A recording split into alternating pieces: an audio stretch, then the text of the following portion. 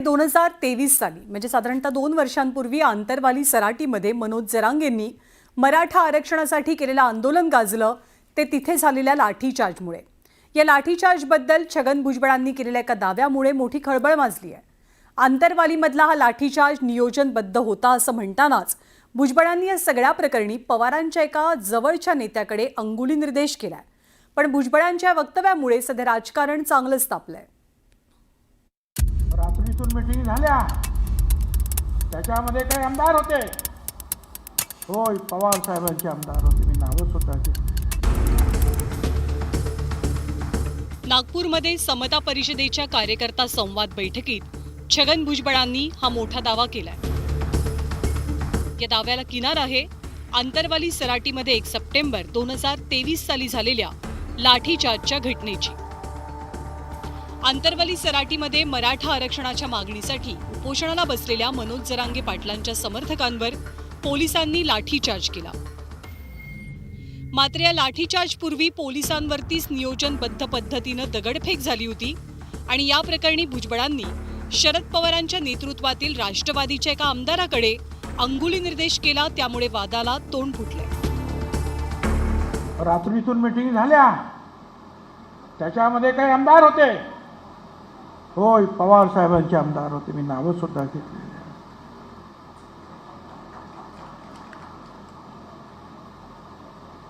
त्यांच्यातलेच एक जे आहेत ते काय महाराज म्हणून काय म्हणतात ना, त्यांचा कुठले तरी महाराज महाराष्ट्र काय अनेक गोष्टी बाहेर पडल्यानंतर यांनी सांगितलं आणि त्याप्रमाणे सगळ्या गच्च्यांवर दगड ठेवले आणि सकाळी जेव्हा पोलीस आले तर तुफान दगडाचा मारा सुरू झाला। तब्बल 2 वर्षांनी भुजबळांनी हा दावा केल्यामुळे राजकारण तापलं। अजित पवारांच्या पक्षाच्या नेत्यांनी भुजबळांच्या दाव्याबद्दल मात्र बचावात्मक पवित्रा घेतला। भुजबळ साहेब समता परिषदच्या निमित्तानं काही भाष्य करत होते। आता त्यांना जे वाटलं ते बोलले असतील, त्याच्यात काही आम्हाला दुमत काय बोलायचं, वेगळं काय बोलायचं कारण नाही। ते त्यांचे विचार आहे आणि त्यांना अधिक माहिती असेल, त्यांची माहिती असेल ती त्यांनी दिली आहे। योग्य माहिती मुख्यमंत्री पोलीस यंत्रणांना ते देतील, ती खरी असेल तर त्याच्यावर योग्य तो निर्णय मुख्यमंत्री घेतील। तर छगन भुजबळांच्या दाव्यावर विरोधकांनी सवाल उपस्थित केले, तर जरांगेंनीही भुजबळांवर टीकेची तोफ डागली। माझी हात जोडून भुजबळ साहेबांना विनम्र विनंती आहे की ह्याचा एव्हिडन्स काय, ह्याचा प्रूफ काय, ही मीटिंग कधी झाली, कुठे झाली आणि कोण। तुम्ही सत्तेमध्ये आहात, त्याच्यामुळे आमच्यापेक्षा तुम्हालाही माहिती असेल। माझ्या माहितीप्रमाणे अशी मीटिंग झालेली माझ्या कानावर आलेली नाही, ना कुठल्या वर्तमानपत्रात आलेली आहे, ना कुठल्या रिपोर्टमध्ये मी तरी ना ऐकली आहे ना वाचली आहे। त्याच्यामुळे मी खूप हात जोडून विनम्रपणे माननीय भुजबळ साहेबांना विनंती करते की ही मीटिंग कुठे झाली, किती वाजता झाली, कोण हजर होतं, या सगळ्याचं त्यांनी पारदर्शकपणे ती माहिती देशाला सांगावी, राज्याला सांगावी। आणि ते बरळवाडी ती ते जाऊन तिकडे भंगार आली बाबा, त्याचं काय तर ध्यान द्यायचं, ते एवढेच काही बरळतं कुंकडे बी त्याच्यावर ध्यान द्यायचं नाही, त्यातला डोकं लावायचं नाही। ते आता वायाला गेलेले थोड्या दिवसात बघा तुम्ही, लांब लांब हाती शेण देणारे जाणाराचे त्याला ते कामातून गेलं, ते ना ओबीसीचं आहे ना मराठ्याचं आहे। एकीकडे हा वाद पेटलेला असताना भुजबळांनी आपल्या दाव्याचा पुनरुच्चार केला। आता भुजबळांचा रोख नेमका कुणाकडे, हा सवाल उपस्थित झाला।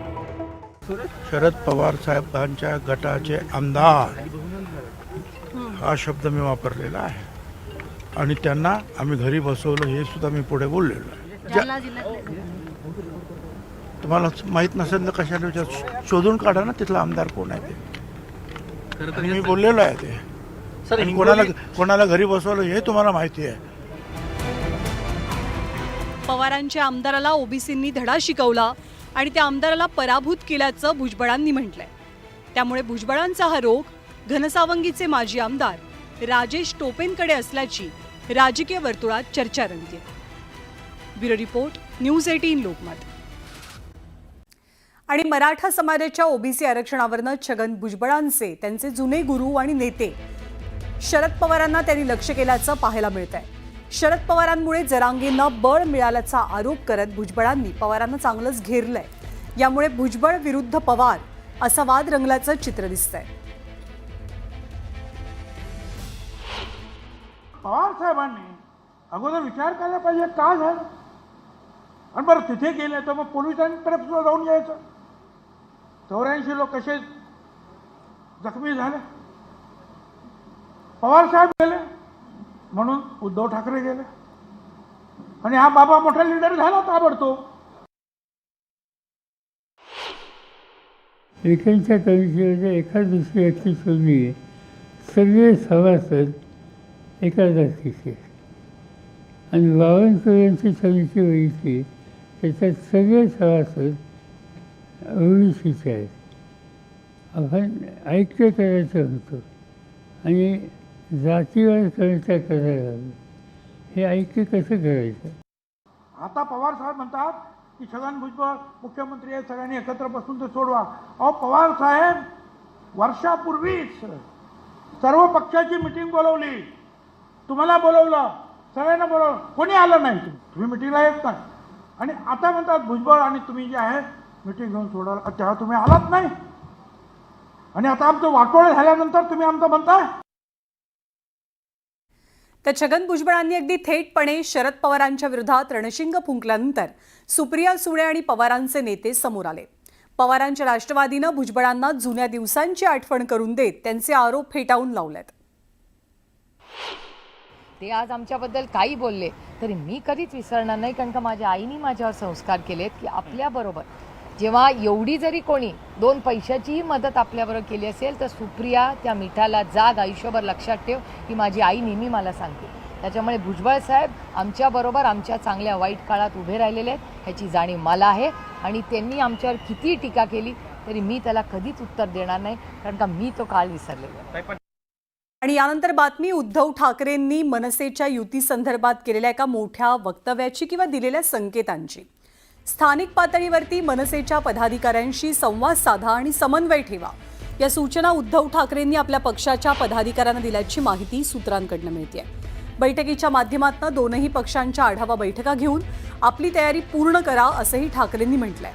बदलापूर, कल्याण, त्याचबरोबर भिवंडी आणि अंबरनाथ इथल्या पदाधिकाऱ्यांची मातोश्रीवर बैठक पार पडली. त्यावेळी उद्धव ठाकरे बोलत होते. उद्धव ठाकरे यांनी एक प्रकारे आगामी स्थानिक स्वराज्य संस्थांच्या निवडणुकीच्या धामधुमीत मनसेच्या युतीला हिरवा कंदील दिल्याची चर्चाही आहे. पदाधिकाऱ्यांनी एकत्र आढावा घ्या अशा सूचना त्यांनी केल्यात. तर आज राज ठाकरे अंबरनाथ, बदलापूर आणि कल्याण दौऱ्यावरती होते. तर उद्धव ठाकरेंनी सुद्धा भिवंडी, कल्याण पश्चिम, बदलापूर, अंबरनाथ या पदाधिकाऱ्यांची मातोश्रीवरती बैठक बोलावली.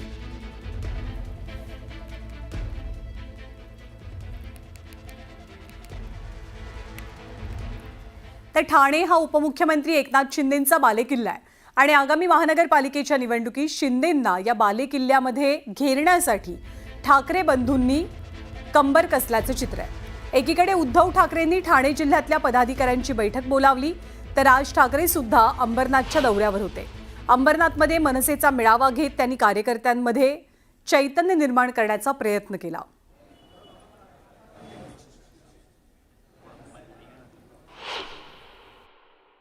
मुळामध्ये ना जसं आम्हाला काहीतरी वेगळं सांगतात असे कोणाचे बालेकिल्ले नसतात. बालेकिल्ले हे मतदार बनवत असतो. त्यामुळे संपूर्ण महाराष्ट्रामध्ये आम्हाला किती रोखण्याचा प्रयत्न केला तरी आगेकूच आम्ही करतच राहणार. राज ठाकरे गेलेत, उद्धव ठाकरे जातील, आम्ही सगळे जाऊ. मीही जाणार आहे. का नाही जाणार? का जाणार नाही? मी ठाण्यामध्ये. ठाणे कोणाचं आहे? ठाण्यावरती भगवा झेंडा हा बाळासाहेब ठाकरेंनी लावला, एकनाथ शिंदेनी नाही लावला, पण त्याच्या पोराटोरांनी नाही लावला. जे लाभार्थी आहेत ना, आत्ता आनंद दिघ्यांचं नाव घ्यायचं यांना अधिकार नाही.